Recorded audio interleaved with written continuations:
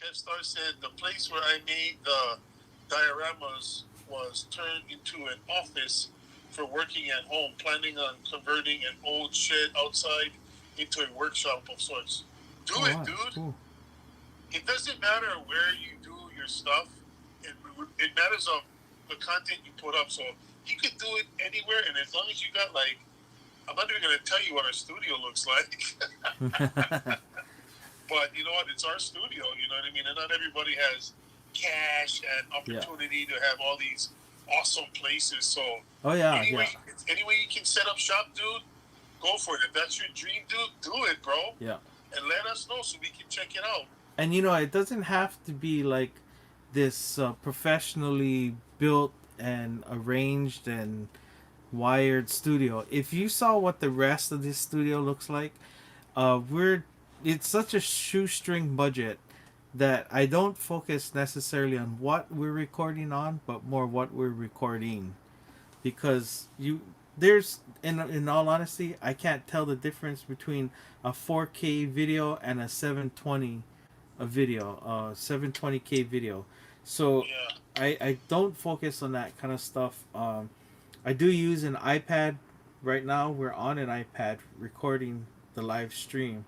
I'm talking to Boss 2 on an iPhone, an old one that I'm FaceTiming him on, and he has my old one that I still have data on, so that we could do the socially distant yeah, videos and still put up content. So it yeah, doesn't matter how great it looks. It just matters that the content you put in front of us, yeah, it's what people want. That's pretty yeah. much all. We got real creative with what we did. We don't have like 4K cams and Yeah, all this other stuff, and you know, I've seen other guys do it too. So you know what? I mean, as long as you're happy with what you're doing and it shows and it comes through the video, yeah, it's all good. People gonna watch you. You know what I mean? Dude, we drop stuff and we get yeah. stuff wrong. Like, was it one time we was calling one of the castings one wrong casting through like the whole show and guys was correcting us after? Oh yeah, in And the they were like, comments, oh yeah, crap, we made those call them. You yeah. know what I mean? And What it's did it like, say? Ranchero, and it was really in El Camino. yeah. And after everybody was like, dude, you guys getting them wrong, bro. You know, and it was Yeah, like, I mean, it happens, bro, you know, and but you know what? I mean, you know, nobody's perfect, and yeah, we could have reshot all of that, but why? yeah, You know what I mean? It'll just take up unnecessary time to make it perfect. Nah. yeah. You know, we just real. This is how people are. They make mistakes. So, So I do. uh, Before we get into the videos, let me turn this off. Because I wanted to just give you an example of what we worked on. Um, the close up camera used to sit on this little camera device, and I could position it higher, lower, up, down. This is designed to go on top of a tripod and allow me to turn the camera this way, downward. yeah, And I bought this for like $35, but I it's still in really good condition because it only stayed in this studio. This is pretty much one of the few things that I bought uh, as part of the studio. The other one is this lighting. Uh, these are Loom Cubes. So Loom Cube is a photography designed waterproof lighting that you can use with your GoPro on the go. It has different light settings. This one I put the housing on so I could diffuse the light. But I bought that part of a Kickstarter project 2 years prior to us doing these videos.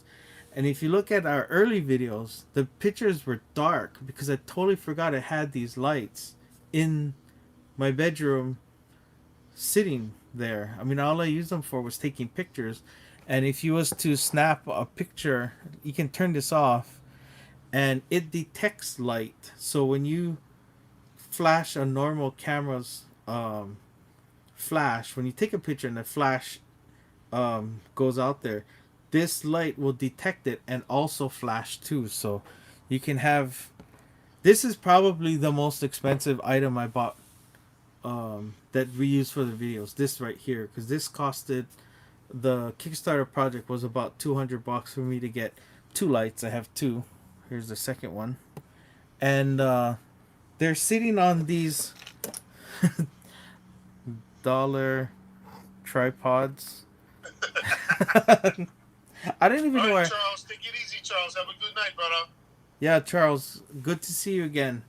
Yeah, thanks for clocking in, bro. Sorry we started late, but we had a snafu. But Yeah, yeah, I fell good talking asleep. to you, bro.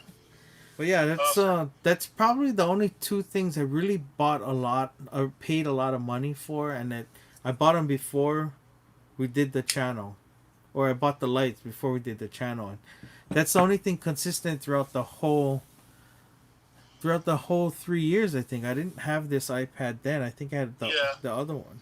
I mean, So you don't need big equipment or expensive stuff. Or I mean, you can if you got the money, then yeah. But if you don't, there's many things you can do to, you know what I mean, yeah, to wing it. to wing it, but just do guerrilla tactics. Yeah. You know, filming, and so a lot of people do it. I mean, what's his name?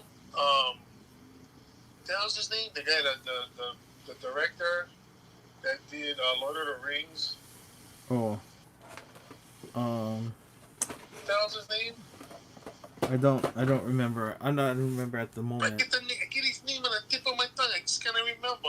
It's But he shot a movie, like a low budget style movie, and it came out really good for what he did. You know what I mean? So effects says the same thing. As long as you have decent light, you are good. That's true. The quality is not noticed if you are watching something good.